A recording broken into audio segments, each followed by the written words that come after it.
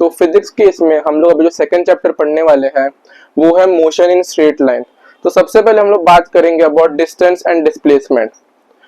तो जैसे कि कोई ऑब्जेक्ट या समझे पर्सन है, वो ऐसे चलते जा रहा है, इधर से ए से लेके वो बी तक गया।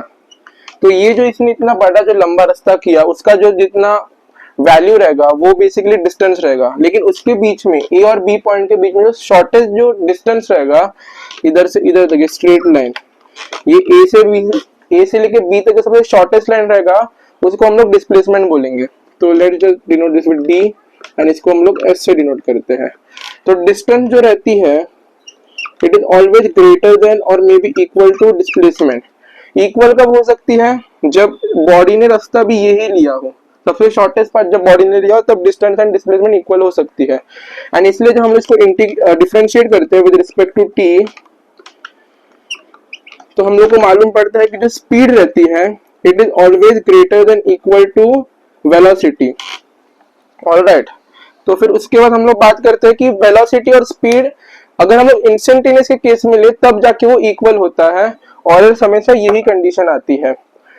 फिर हम लोग कुछ और फॉर्मूलेस की बात करते हैं। तो ये पहला पार्ट हो गया हमारा। अब ये चैप्टर में कुछ फॉर्मूलेस आते हैं जो कि इंपॉर्टेंट है और हम लोग को वो देखना है। तो फॉर्मूलेस के बारे में बात करते हैं। तो सबसे पहले जो फॉर्मूला रहता है वो रहता है velocity final is equal to velocity initial plus AT, जहाँ पे ये है final velocity, initial velocity, acceleration of the body and time.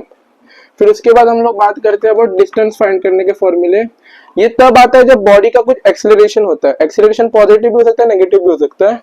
तो इसका कुछ फॉर्मूले जो रहते हैं पहले मैं लिख के लेता हूँ, v initial plus v final into t divided by 2। इसको ही हम लोग लिख सकते हैं v final square minus v initial square divided by 2a। इसी को हम लोग और एक इसका फॉर्मूला जो हम लोग लिख सकते हैं वो है basically half ut plus half at square. तो ये बेसिकली कुछ तीन फॉर्मूला है डिस्टेंस के, डिस्प्लेसमेंट के, और ये है वेलोसिटी का फॉर्मूला। तो इससे आप इस चैप्टर के इक्वेशन सॉल्व कर सकते हैं। और अभी यहाँ पे क्या क्या चीजें बता दो। जहाँ पे v फाइनल जो है वो है basically final velocity of a body after some time, ये इनिशियल वेलोसिटी है, एक्सेलरेशन, टाइम, और ये डिस्प्लेसमेंट है। उसके बाद अभी हम लोग बात करते हैं about differentiation of this things and graphs के बारे में कुछ।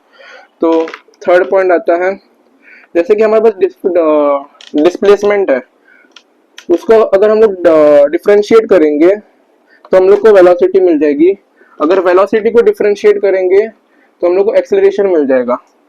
अगर हम लोग एक्सेलरेशन को वापस डिफरेंशिएट पाएगा, अगर हम लोग एक्सेलरेशन को इंटीग्रेट करेंगे बेसिकली, तो हम लोग यहाँ पे वेलोसिटी नहीं मिलती, हम लोग यहाँ पे चेंज इन वेलोसिटी मिलती है, delta V, which is basically equal to V final minus V initial.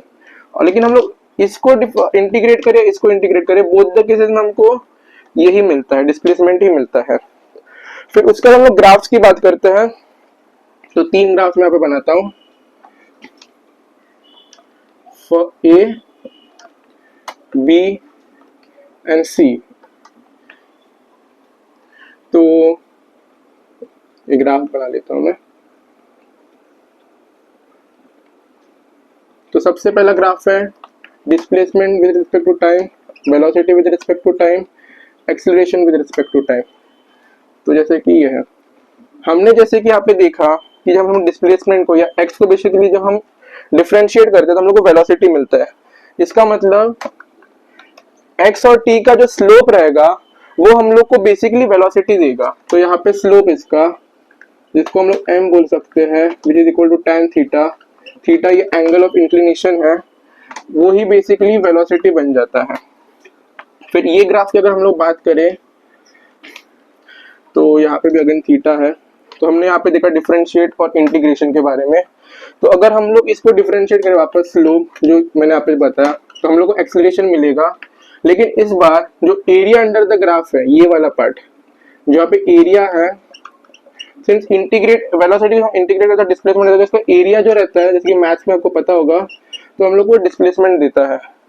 और एक्सेलरेशन केस में इसका बस स्लोप रहता है, स्लोप नहीं, इसका बस एरिया रहता है, इसका कोई स्लोप नहीं रहता है, कुछ देता नहीं हो बेसिकली। इसका जो बेसिकली जो एरिया रहता है, एरिया वो हम लोग को वेलोसिटी देता है। और यहाँ पे आपको और एक फॉर्मूला बस थोड़ा बहुत लर्न करना है, जो कि मैं यहाँ पे लिख देता हूँ, जो कि डिस्प्लेसमेंट से रिलेटेड है, जो कि डिस्प्लेसमेंट इन nth सेकेंड। ठीक है, तो यहाँ पे डिस्प्लेसमेंट इन n सेकेंड्स की बात नहीं कर रहे, ये नहीं बात कर रहे कि बॉडी ने 5 घंटों में कितना या 5 सेकंड में कितना डिस्प्लेसमेंट किया, 5वें सेकंड में कितना डिस्प्लेसमेंट किया, उसके लिए फॉर्मूला है, जिसका बेसिकली फॉर्मूला रहता है u प्लस हाफ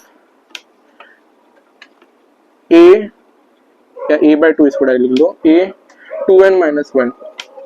तो ये बेसिकली फॉर्मूला है जहाँ पे एक्सेलरेशन इनिशियल वेलोसिटी जिससे बॉडी स्टार्ट हुई, और n यहाँ पे वो जो सेकंड है जिसमें इसमें ये हुआ। और इसमें थोड़ा बहुत और बात करें हम लोग, तो just wait for a second, तो ये मैं ये रब कर देता हूँ, आपको स्क्रीनशॉट लेना तो ले सकते हैं।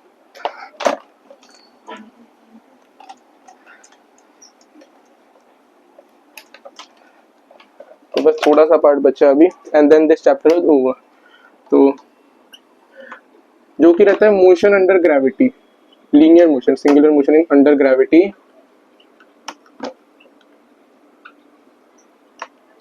तो मोशन अंडर ग्रेविटी मतलब कोई एक ऑब्जेक्ट है, ग्राउंड है, यहां से ऐसा फेंका एंड वो सेम पार्ट वापस रिट्रीव करके इधर से ही आया।